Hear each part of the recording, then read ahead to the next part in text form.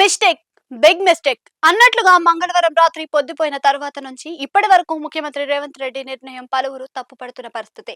ఏ sentiment ను touch చేయకూడదో ఆ భావోద్వేగం రగిలిన నిర్ణయాన్ని తీసుకోవటం ఏమిటి అన్న విస్మయం వ్యక్తమవుతుంది. ఏపీలోని తిరుమల తిరుపతి దేవస్థానానికి దీటుగా తెలంగాణలో యాదాద్రి అంటే యాదగిరిగుట్ట లక్ష్మీ నరసింహస్వామి దేవాలయం ట్రస్ట్ బోర్డును ఏర్పాటు చేస్తూ రేవంత్ సర్కారు జారీ చేసిన ఉత్తర్వులు ఇప్పుడు హాట్ టాపిక్ గా మారాయి. దీనికి కారణం ట్రస్ట్ బోర్డులో సదరు ప్రసిద్ధి పుణ్యక్షేత్రం నిలవైన ఉమ్మడి నల్గొండ జిల్లాకు చెందిన వారి ప్రతిపాద్యం లేదన్న వాదనలో నిజమెంత? అసలు విషయం ఏమిటి అన్న ప్రశ్నలకు సమాధానాలు వెతికితే ఆసక్తికర అంశాలు కనిపిస్తాయి. తెలంగాణ ప్రభుత్వం జారీ చేసిన అధికారిక ఉత్తర్వుల ప్రకారం ఆలయ చైర్మన్ తో పాటు మరో 10 మంది సభ్యులు బోర్డు మెంబర్లుగా ఉంటే మరో 7 ఎక్స్ అఫీషియో సభ్యులుగా ఉంటారు. చైర్మన్ తో సహా మొత్తంగా 11 మంది జాబితాలో ఉమ్మడి నల్గొండ జిల్లాకు చెందిన వారు ప్రాతినిధ్యం లేదన్న విషయం స్పష్టమవుతుంది.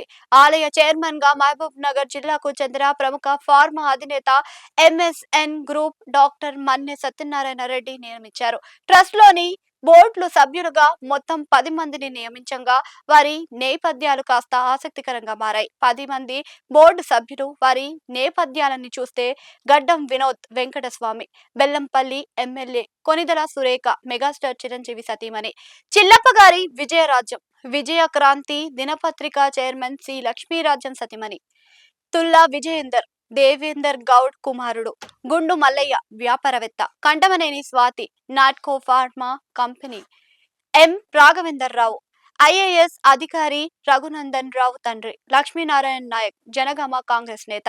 2 ఏళ్ల పదవి కాలం ఉన్న తాజా బోర్డును చూస్తే ఈసారి వ్యాపార రంగానికి చెందిన వారికి పెద్దపీట వేసినట్లుగా చెప్పాలి. గతంలో స్థానిక ఎమ్మెల్యేలతో పాటు రాజకీయ పార్టీలకు చెందిన ప్రముఖులకు చోటు దక్కింది.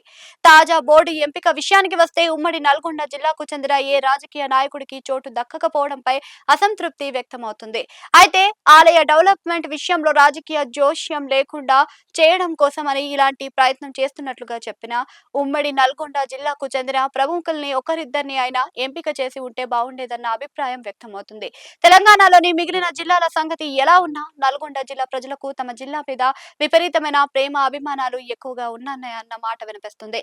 నిజానికి ఇది అన్ని జిల్లాలకు వర్తించేదే అయినప్పటికీ నల్గొండ జిల్లా ప్రజలకు మిగిలిన వారితో పోలిస్తే కాస్త ఎక్కువగా జిల్లా అభిమానాన్ని ప్రదర్శిస్తారు అని చెబుతారు. అలాంటి జిల్లాకు చెందిన వారు బోర్డులో సభ్యులుగా రాజకీయ రంగంలోనే ఉన్న వారికి చోటు దక్కకపోవడంపై రగిలిపోతున్నట్లుగా చెబుతున్నారు. అయితే ఎక్స్ అఫీషియో సభ్యులు ఉమ్మడి నల్గొండ జిల్లాకు చెందిన వారు ఉన్నారన్న లాజిక్ ను జిల్లా రాజకీయ నేతలు వినిపించుకోకని పరిస్థితి అయితే ఉంది.